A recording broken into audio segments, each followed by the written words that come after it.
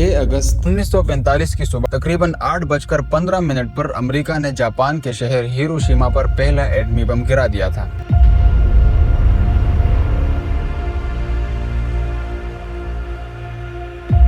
तीन दिन बाद नागासाकी को भी उसी तबाही का सामना करना पड़ा।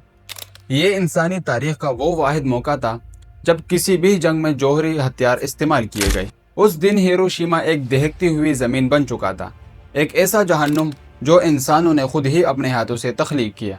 आज जब दुनिया के मुख्तलिफ हिस्सों में जंगें और तनाज़ात शिद्दत इख्तियार कर रहे हैं, तो एटमी हथियारों के ख़तरात और उनके मुमकिना इस्तेमाल पर तशवीश भी मज़ीद बढ़ती जा रही है। ईरान की जौहरी अफजूदगी की तनसीबात का मुकम्मल तौर पर तबाह हो जाना भी उसी ख़तरनाक हकीकत की एक मिसाल समझा जा रहा है।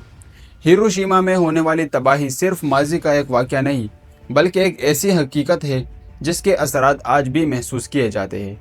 दूसरी आलमी जंग में शामिल होने के एक साल बाद 7 दिसंबर 1941 को जापानी फ़िज़ाइया ने हवाई के पर्ल हार्बर में अमरीकी बहरी अड्डे पर अचानक हमला किया, जिसमें तकरीबन 2400 से ज़ायद अफराद मारे गए।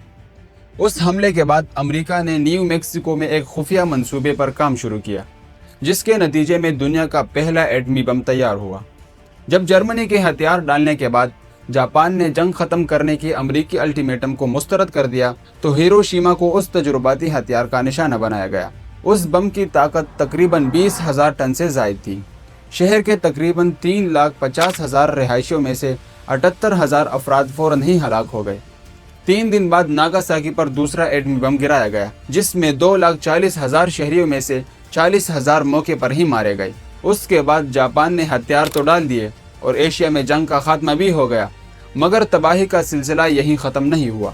एटमी ख़तरात पर बरसों से गुफ्तगू की जा रही है, लेकिन हिरोशिमा पर बमबारी की याद दहानी इस बात पर मजबूर कर दी है कि एटमी जंग के बढ़ते हुए ख़तरे को संजीदगी से परखा जाए। बज़ाहिर ये सब कुछ वक्त और फासले में बहुत दूर लगता है। बम हज़ारों मील दूर से गिराया गया था, मगर उसके असरात आज भी दुनिया के मुख्तलिफ हिस्सों में महसूस किए जाते हैं। इसीलिए मुतासिरीन की कहानियाँ जापान से बाहर भी सुनाई देती है।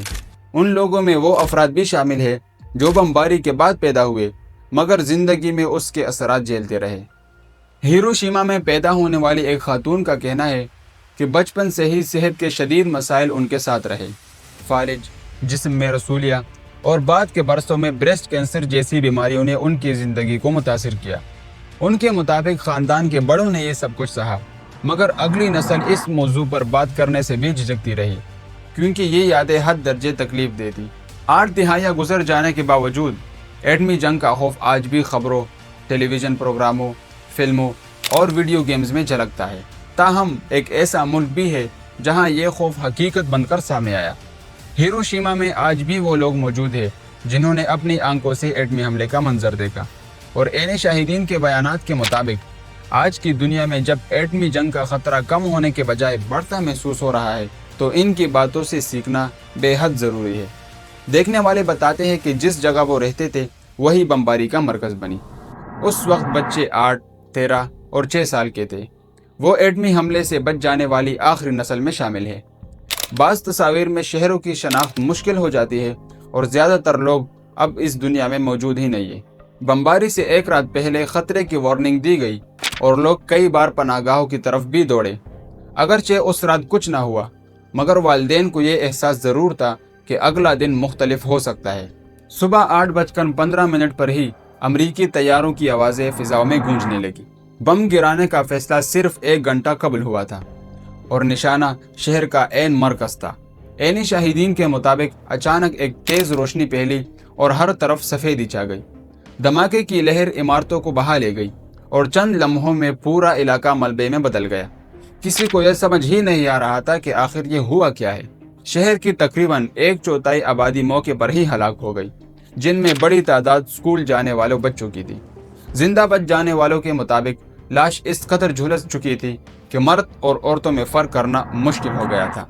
उसके बाद बज़ाहिर सेहतमंद नज़र आने वाले लोग भी अचानक मरने लगे, क्योंकि असल नुकसान नज़र न आने वाली ताबकारी ने किया। बम से बच जाना सिर्फ इब्तिदा साबित हुआ, क्योंकि बाद के दिनों में इसके असरात जिस्मों पर ज़ाहिर होने लगे, बाल जलने लगे और शदीद बीमारियां सामने आई। जापान कई साल तक अमरीकी कब्जे में रहा اور اس دوران ان واقعات سے متعلق معلومات پر سخت پابندیاں عائد رہیں۔ اگرچہ تحقیق کے لیے کمیشن قائم کیے گئے، مگر جسمانی، ذہنی اور آنے والی نسلوں پر پڑنے والے اثرات کو سمجھنے میں دنیا کو دہائیاں لگ گئی۔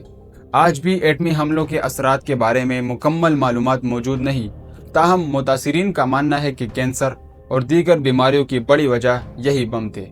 کچھ افراد دھماکے کے وقت شہر میں موجود نہیں تھے، مگر بعد میں تابکاری کی زد میں آ کر زندگی بھر بیماریوں کا سامنا کرتے رہے۔